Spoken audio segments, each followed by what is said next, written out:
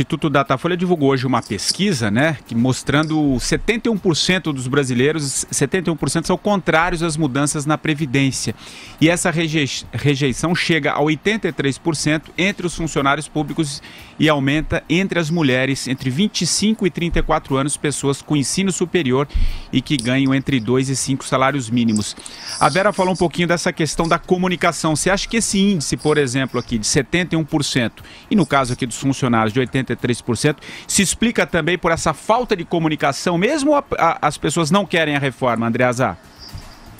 Eu acho que a comunicação do governo é muito ruim, o presidente se comunica mal, é dramática, porque você vê que essa fala, ela tem um texto, ele está lendo, né?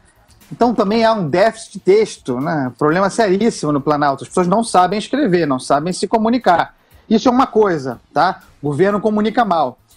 Por outro lado, há uma guerra de desinformação.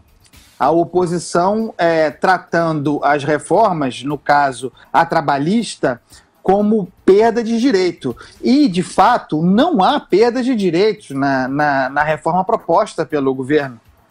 Então, tem esse choque de incapacidade de informar e de desinformação profissional. Porque os petistas são profissionais, são os desinformadores, desinformadores, eu prefiro desinformadores por motivos conceituais, um dia eu explico, eles são essencialmente isso, tá? Agora, é o seguinte, para fazer grandes reformas importantes, e eu já disse aqui que a reforma previdenciária tão mexida e ainda ser mexida mais é insuficiente, mas para fazer uma reforma trabalhista como essa, que essa é a mais importante de todas, a meu ver, por enquanto, dane-se a popularidade.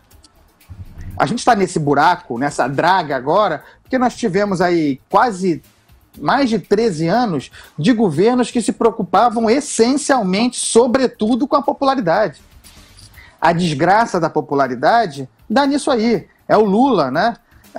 Financiando o seu projeto de poder, inclusive botando a Dilma para nos representar, a nosso custo.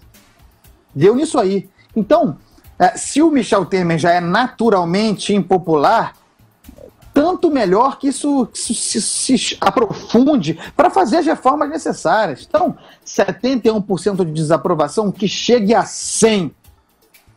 Se no final das contas a gente tiver conseguido fazer alguma reforma para que o Brasil comece a botar a cabeça fora desse buraco que os populares nos colocaram. Concorda, Marcelo Madureira? Totalmente. Eu acho que nunca devemos esquecer que Michel Temer foi vice da presidente Dilma Rousseff por 2 vezes, né?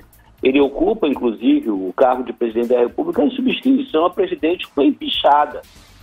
Agora, com relação aos 83 dos funcionários públicos que são contra, eu entendo perfeitamente, porque eles são 100% beneficiários, né, desses privilégios. Existem brasileiros, aqui apesar de não ser a Índia, aqui existe um sistema de castas, existem 2 castas, os funcionários públicos e aqueles que trabalham na iniciativa privada.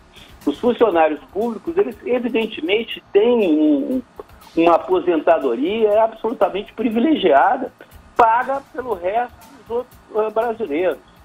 Agora, a maior parte dos brasileiros não serem contrários a isso, eu concordo com meus colegas, é pura falta de informação, é completa falta de informação. Além de ser um assunto chato e complexo, mas eu acho que é aquela história, existem profissionais especializados, e eu costumo dizer o seguinte, olha pessoal, se não houver uma reforma, daqui a algum tempo não vai ter aposentadoria para ninguém. Ninguém, por mais que você jure, berre, chore que tem direito, e até tem direito, mas não vai ter como pagar. É simples assim, pessoal.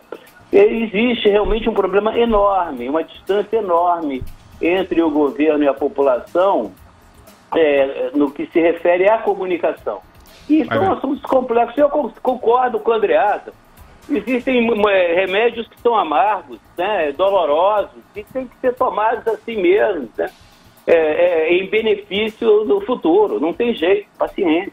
Você vê que as favas com a popularidade. Vai, Lia. Você vê que a desinformação no caso da reforma da Previdência é tamanha que ela fica muito evidente nessa própria pesquisa aí do Datafolha, que tem as perguntas confusas, como já eram as da véspera, que acho que a gente vai discutir depois, a presidencial, mas ainda assim dá para você ver, porque, por exemplo, 71% dizem ser contrários à reforma da Previdência.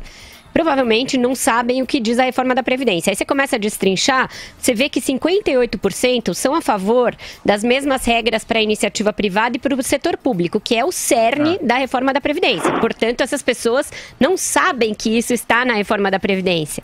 Elas não foram avisadas disso. Aí você vê que a idade mínima para aposentadoria concentra a rejeição, que é onde o governo se comunicou muito mal, essa coisa da idade mínima. E a maioria também diz ser contra o tempo de contribuição. Acontece que para quem ganha menos, esse tempo mínimo de contribuição é menor. E nem isso o governo conseguiu explicar. Então, você vê que perdeu a batalha antes dela começar. Vai ter que ser na base ali do convencimento dos deputados para aprovar na comissão agora, se possível, sem fazer mais nenhuma concessão, porque ela já foi bastante desidratada, e tentar explicar mais para frente.